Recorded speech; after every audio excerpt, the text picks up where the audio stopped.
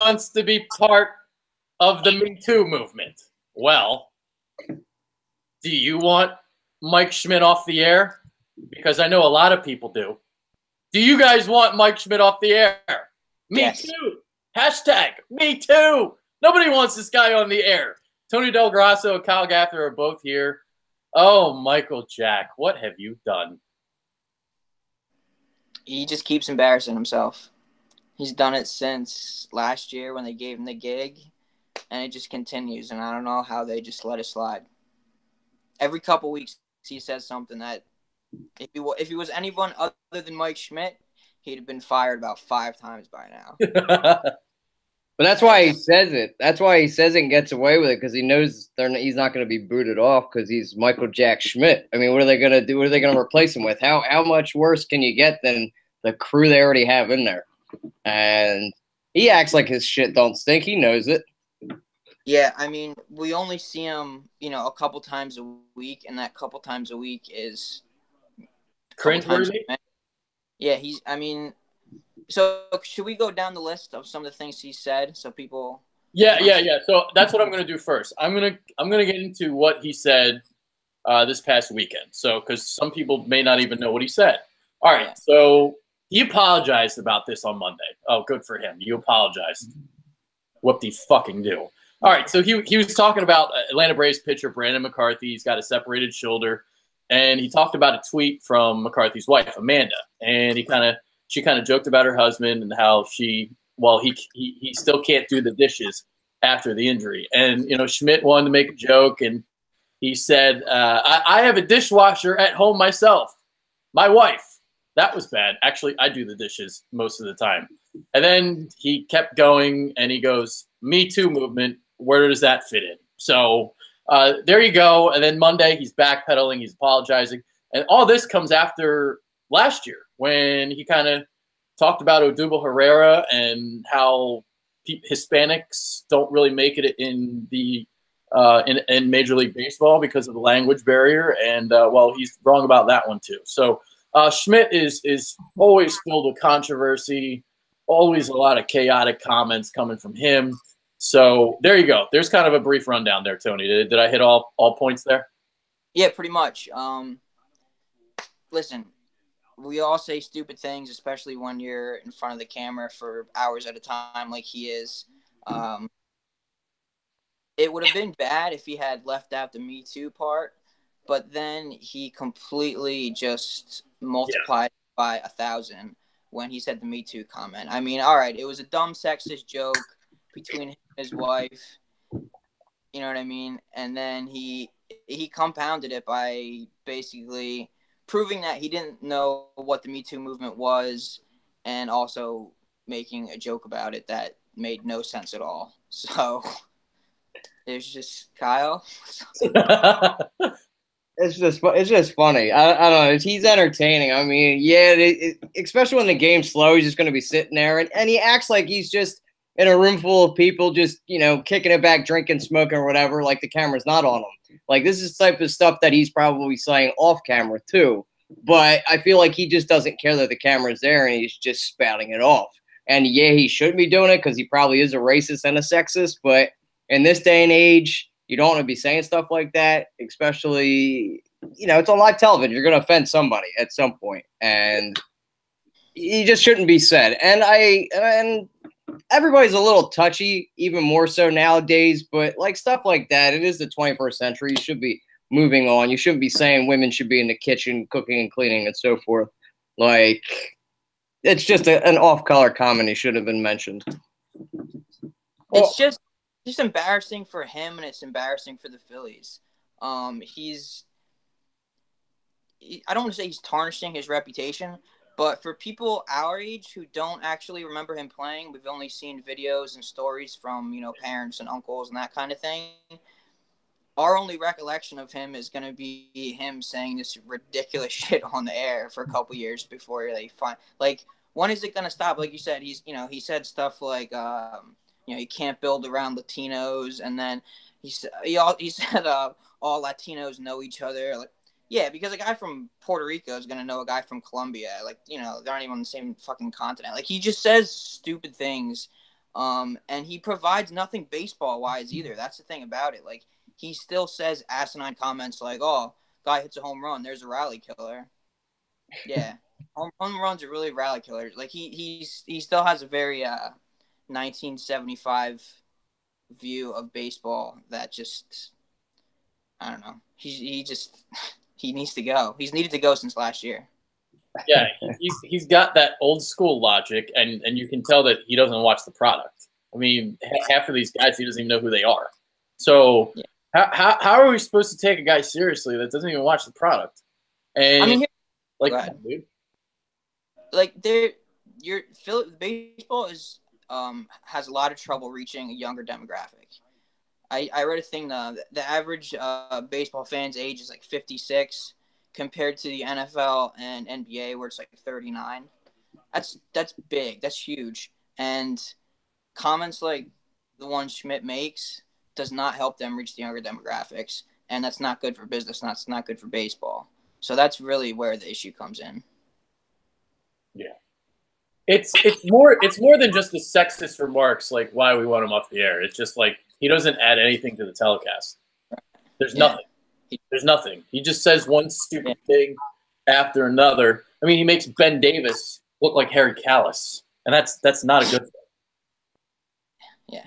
They've got to revamp that whole broadcasting section there. I mean, it's awful. I don't know if they're going to continue to go back to the well of bringing old Phillies in here or what they're going to do, because the only reason he's on here is because he was such a legend with the Phillies. You wouldn't see him on MLB or Hot Stove or anything like that because he brings no knowledge to baseball. It's like Tony said, he's just so outdated and he just brings nothing to the table, and he's boring to listen to. They're just, all of them are. None of them are good. They're boring. I mean, Kruk's at least entertaining when you see his fat slob of himself over there, like drooling chili cheese down his face and it's on his stomach. But other than that, it's like this broadcast team is horrendous. I don't mind John Kruk because of his entertainment, but you need to add somebody else to Kruk because I don't know if he can bring it from like the analytical standpoint that you're kind of looking for. Mm-hmm. If they were me, you know who I would add to the broadcast booth? They would never do this, but Corey Seidman from CSN Philly or whatever, NBC Philly, whatever it is now. That's what I would do. Ben Davis stinks. They tried to revamp it a couple years ago when you had Jamie Moyer and Matt Stairs. That didn't work out too well. Well, Stairs wound up taking the hitting coach job, and then Jamie Moyer was just like listening to paint dry. So that he was just awful in that sense, just very boring. So here we go again. I mean, we're back to square one with these announcers. They all stink. They're terrible. Yeah. Yeah, you have an entire crew who all has to be, 45, 50 years or older at least. I mean, Murphy's probably the youngest one, and he's no spring chicken. No diversity whatsoever. They're all old white guys. They're all boring. And on top of it, you now have a manager and an organization who's extremely analytic-driven, and none of them knows the first thing about analytics. I mean, if I'm Tom McCarthy, I would have read a couple books, so read the Keith Law book over the summer, do a couple things to at least have like a slight base of knowledge of some of the stuff that Kapler and Klentak are talking about, and you could tell none of them did a stitch of research or anything, and it's just embarrassing. And like I said, on top of it, they're just boring as fuck. They really are.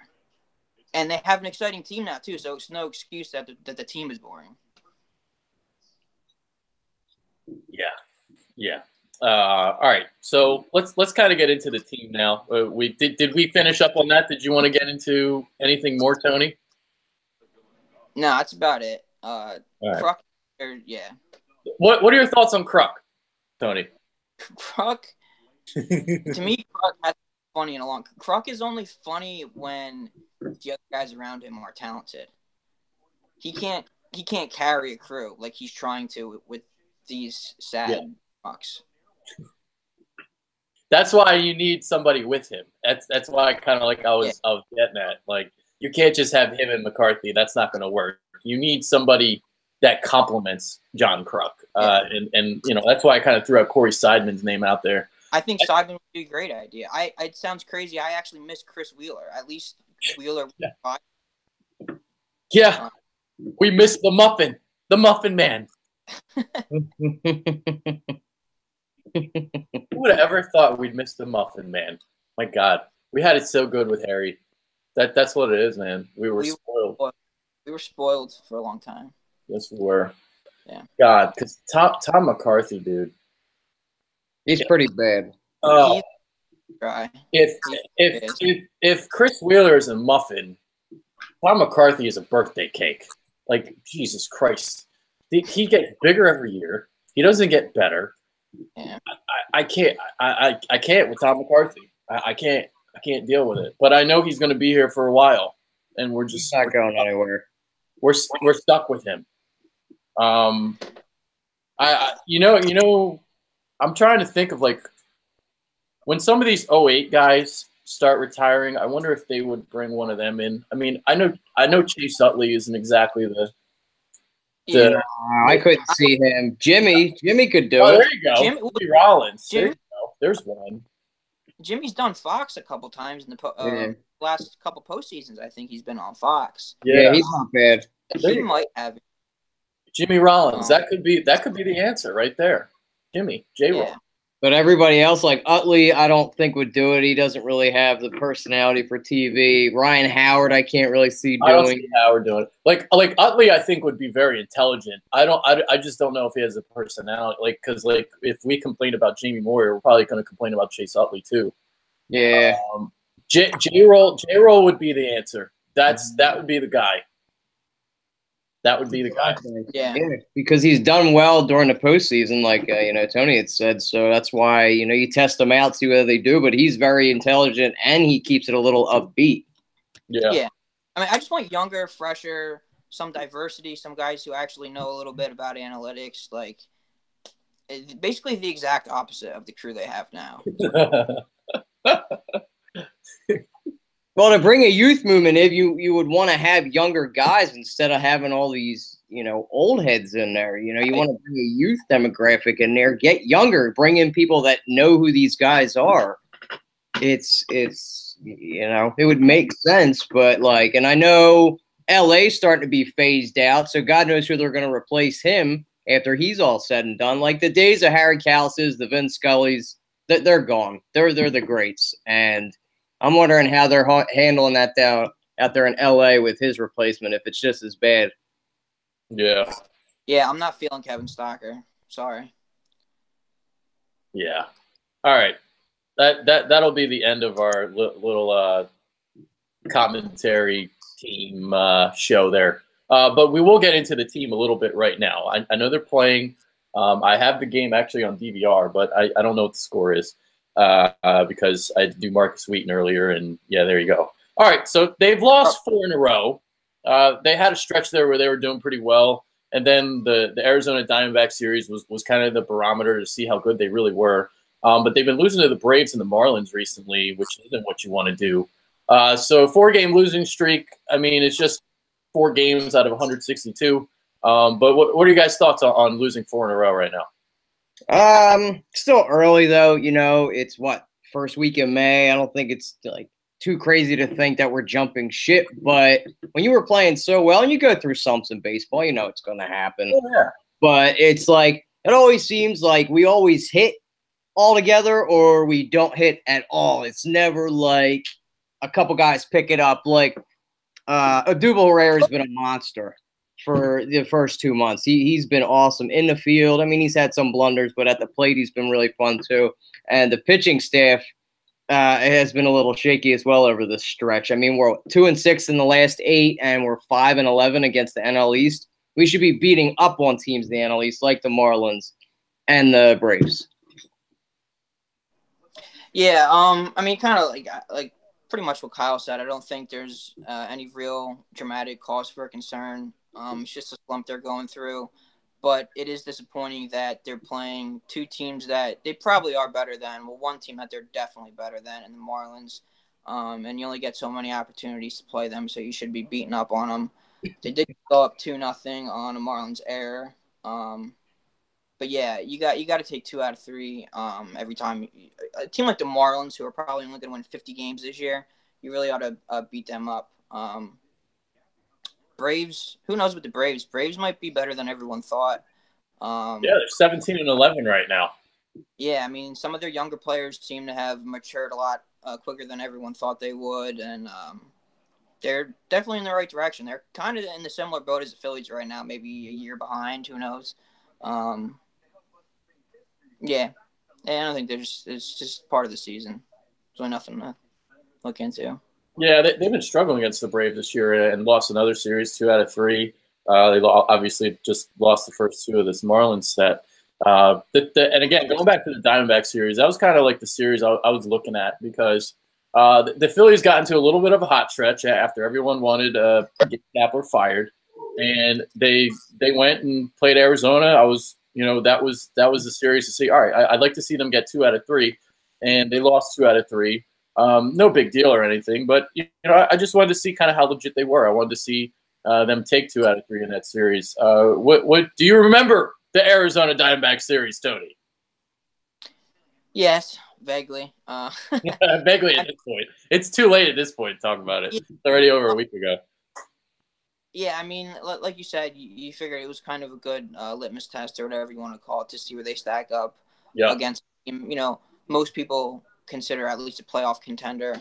To me, it's really still too early to look at any of that. I would say once we get closer to June, you really start scoreboard watching, really start seeing where they stack up against other teams. And let's not forget they're a little banged up right now without Crawford and Kingery. Yeah. So you got a guy like Flormont probably is going to be getting a handful of starts coming up, and they're just going through a little lull, and I'm sure they'll come out of it soon. So, like a part of the way I look at this too is like they're not hitting well right now, and they're winning games. So the thing that they are doing is, even though they're not really hitting that well, they're drawing a lot of walks and they're getting on base. So that's like the one positive you can take away from, I guess, the lack of hitting so far. Yeah, if they can get on base, though, it's like they can't advance the runners at all. It's brutal. They could be over this stretch. You've been hoping for like a wild pitch or an error for them to score, because just watching a couple of the Phils at the plate, it's just like they're not seeing the ball well. I know Santana went on a stretch; he was 0 for 16. Nick Williams was on a stretch where he was 0 for 20. It's just they've struggled mightily. Odubel Herrera has been the real bright spot. And even though Hoskins' numbers are still really looking good, he's struggled in this little bit of a stretch too, striking out more than you expect him to. And we've lost Kingery now for I don't know how long because he got hit in the elbow with that 98-mile-an-hour pitch. So hopefully the inflammation goes down. And we lost JP to a elbow strain on that toss that he probably even shouldn't have made. If you guys remember, when he was making that throw, you couldn't even get the guy out, so he threw his arm out doing that as well. And you look at the starting pitching, like Vince Velasquez, and this is what we've been saying for 3 years now. It's like you'll get 2 good starts out of him, and then he'll throw that blunder up where the last start he went 2 innings and he let up 6 runs, and then it forces you to use the bullpen earlier than you want to. Arrieta's been a stud so far, but he had that one stretch, that last game where he got roughed up for 6 earned runs in 2 innings as well. So you don't want to be dipping into the bullpen that early. You want your starters to at least go 5-6 innings. I'm sorry, Agent. Can you repeat the question? I don't even remember what I said. I think I said something about so they have been hitting well. Batting average is kind of low as a team. Right. They have been drawing a lot of walks and getting on base. Yeah, I wanted to say the fact that they're drawing a lot of walks, and I also think they're top of all in baseball in pitches per plate appearance. So yeah. I mean, those things shows that if they continue doing this all year long, they're eventually going to score more runs. It's going to even out. Just the numbers are going to even out, and they're going to score more. Ideally, yeah, it'd be nice if they could cut down on the strikeouts. So, pretty much agree with what Kyle just said. I mean, they're 16-13, and they're not hitting very well. So, you can look at it like, all right, they're going to get better, but then again, they also haven't really played a lot of great competition either. So it's kind of two ways to look at it, two-edged sword there. But there we go. All right, so kind of getting on to, since we're doing this live now, we got some comments. We got one guy who says, 3-card Monty, Mike Schmidt is my hero, FUPC correct asshats. Okay. Well, listen, Mike Schmidt, amazing ball player back in the day, but he has no business being on the air. The guy doesn't watch baseball anymore. He doesn't care about the game anymore. So, and he's being an asshat on TV. So yeah, all right. That's my thought there. If you don't want to be politically correct about it, fine. That's whatever. That's your choice. But look at it from the business side. He's literally hurting business. He's driving kids and women away from watching. As simple as that. Yeah. Yeah. Philly 500 chimes in, Kruk needs to be drinking, then he is hysterical. Who knows? Do you ever think about that? Maybe Mike Schmidt's drinking before he's on the air, and he's just like a slip of the tongue. He's just knocking him back before he's getting on camera, shows up around the third, fourth inning, and then he's just letting it rip. Yeah, maybe he's having a few Sunday sodas before every broadcast. That's something there, Kyle. Couple margaritas. Loosening the tongue up a little bit. And then he gets a slip of the tongue. Yeah, right. Oh, man. All right, so that's pretty much it on the comments. One person is actually asking who's Mike Schmidt. I don't know if he was kidding or not, but okay. That's my man, Alex Sanji. I don't know if you're joking or not. I have no idea. It's hard to tell through text and comments. But there you go. All right, that's pretty much our show, guys. You guys got anything else you want to say? I'm just hoping that they figure this out, but I think they will. It's still early, so it was nice to have them go on that little bit of a winning streak. But it's interesting to see if everybody's going to jump off the Gabe Kapler train now again. Now he was winning a little bit. Are they going to be calling for his head again? Like, oh, we love the analytics. Now we hate it. What is this guy doing? So we'll see what the fan base feels about Gabe Kapler. But I think we should stick with it. Don't jump off the train. Don't attack the guy. There's 3 games over 500. Right. Exactly. And yeah, we should be beating teams like the Marlins. Not so much the Braves because they're a pretty solid squad. You look at it. They were bad for those few years, and they've been hitting on all their prospects. That kid, Ronald Acuna, is a beast. And Ozzie Albies is a really young player, too, that they've got at second base. So those guys have been carrying their team, and they've got a slew of young pitching coming up. They just called up one of their studs now. And I can never pronounce that dude's name. The dude begins with Fultonevich. Yeah, that's it. Fultonevich. He kills us every time. Great pitcher. And then, Julio Teheran. So they got a pretty good squad going there. And Freddie Freeman's still one of the best, probably 10, 15 players in baseball. Mm-hmm. Yeah.